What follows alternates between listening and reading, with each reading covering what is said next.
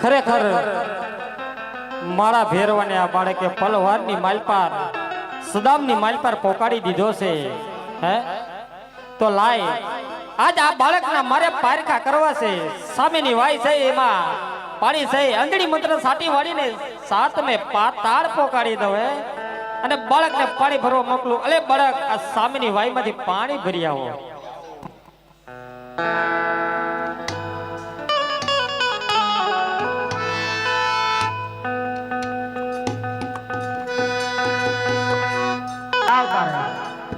આજ વાય માતા રે